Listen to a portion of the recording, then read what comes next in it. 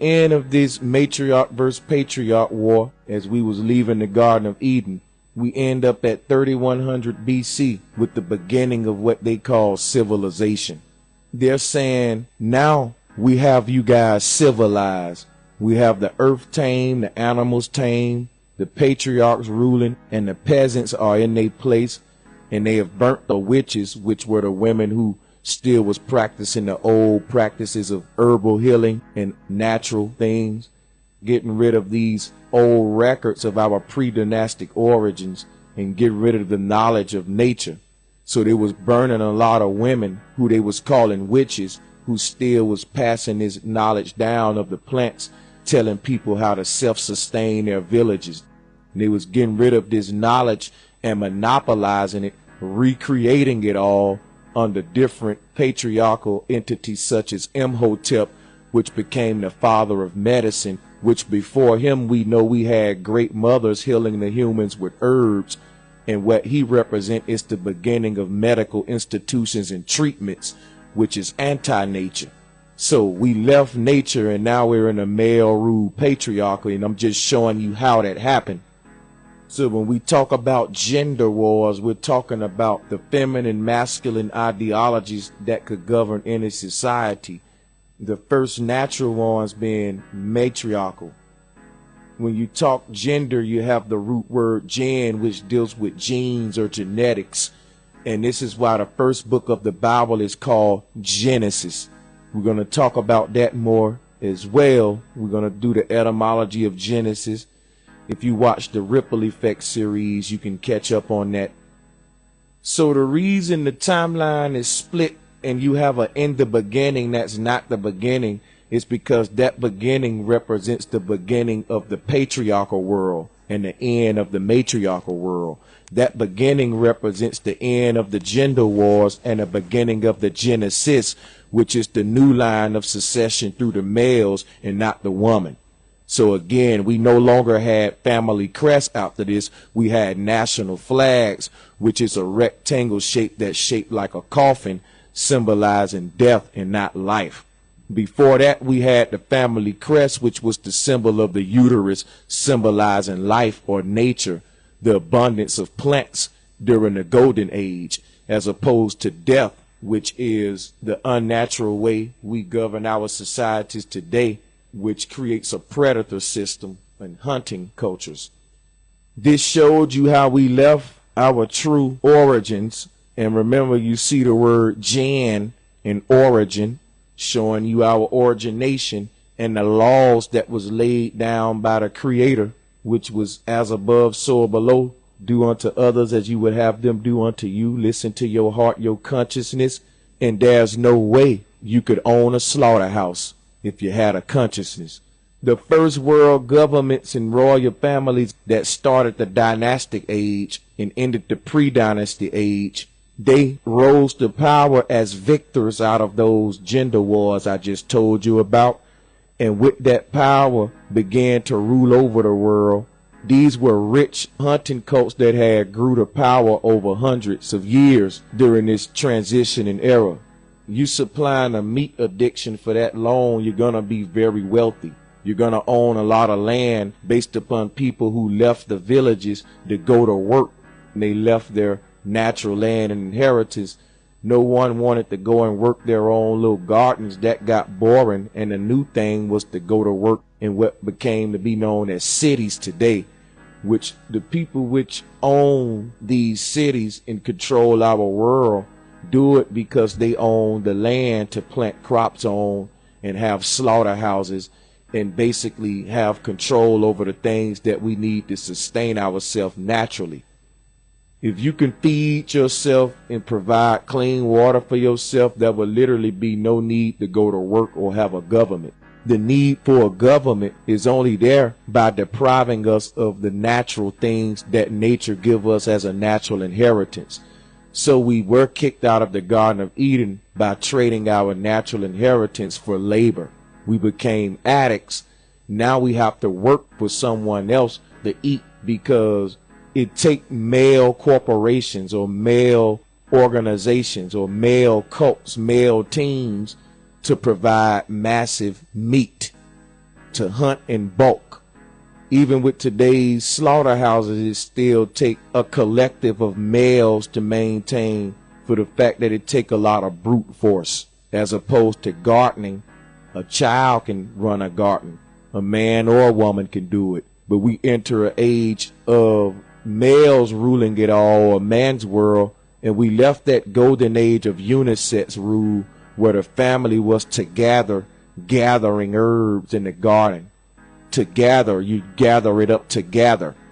When the males took over and the hunting societies rose, the families broke up because now all of the males have to go out and do hunting every day to bring a daily catch, as opposed to the males staying home in the village with the women and the children, and we all just maintaining the earth and the land.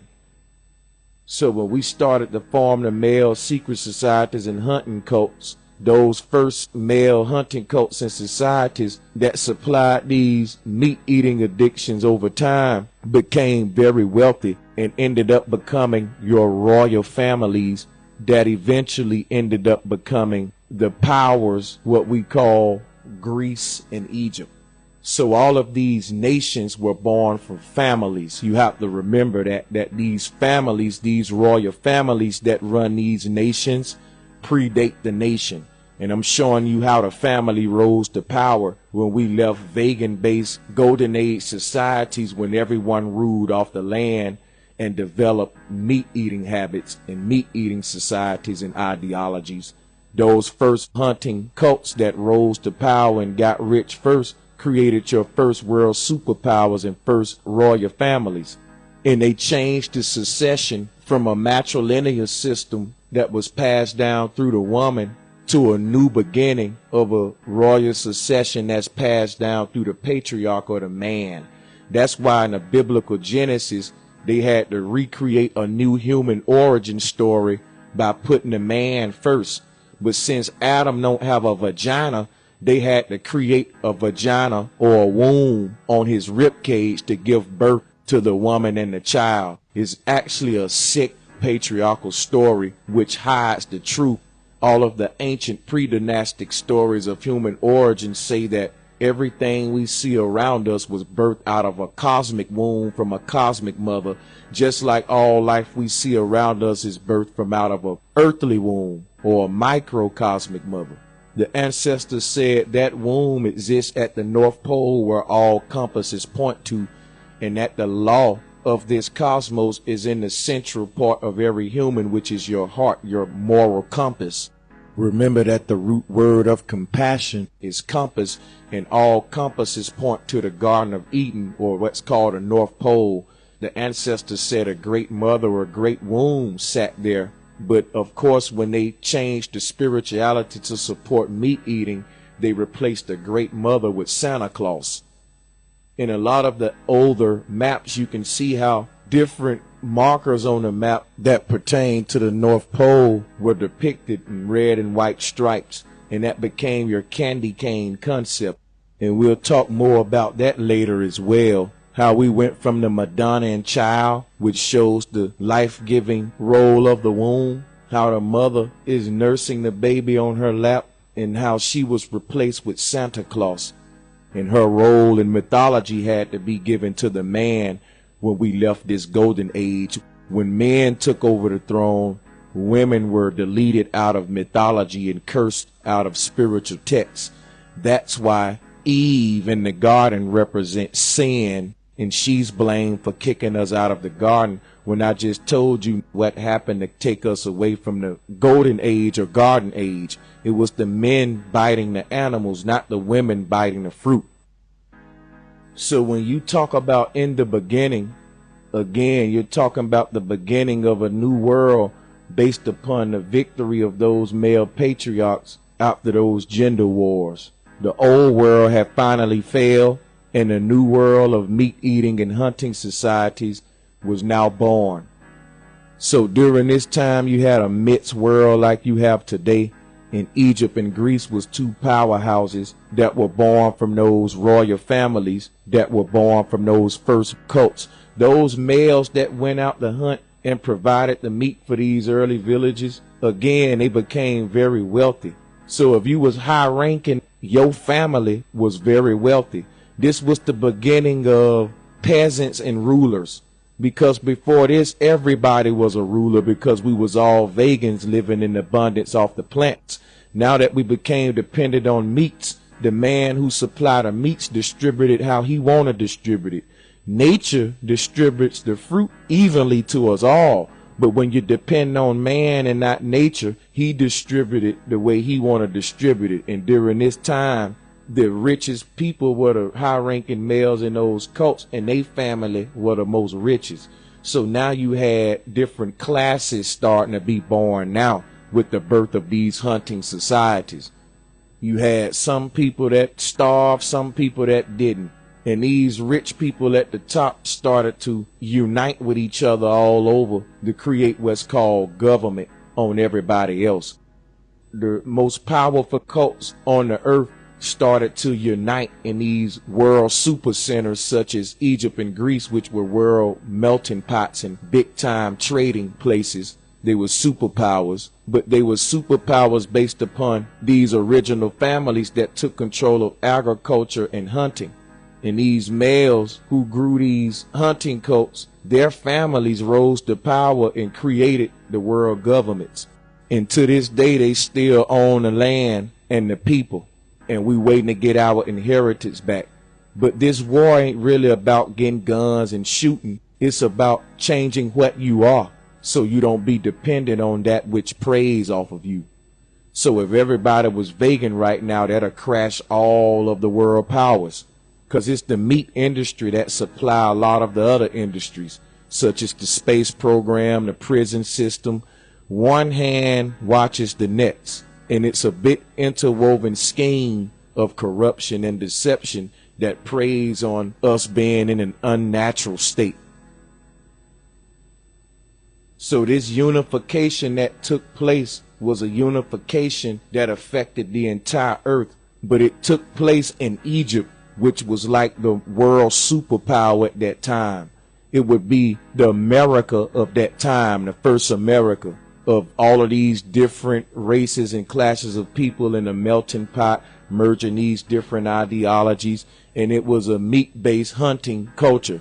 And there were many superpowers that were similar to Egypt, of course, and ended up unifying with Egypt to maintain the power. So those first royal families that rose to power from those first cults became the world government today.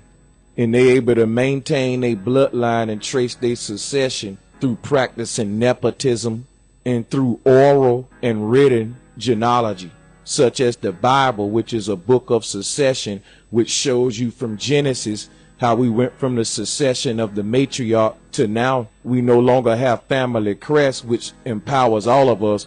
Out the normer, you have a national flag, and your natural inheritance is forfeited to the royal families. And you agreeing to be basically a slave so that they provide for you instead of you going to work for yourself and nature provide for you. So that was the swap off when we had this shift in consciousness and went from her story to his story.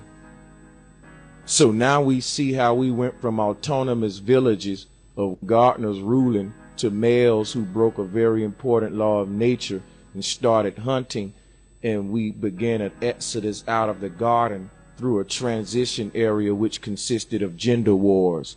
The end of those gender wars represent the victory of the patriarchs, which was in 3100 BC, when this proto-dynastic area was over, or this transitioning area from pre-dynastic to dynastic era was over in the year 3100 BC with the rise of Narmer, who is the unified king of both lands, hunting ideologies, and predator-based spiritual systems.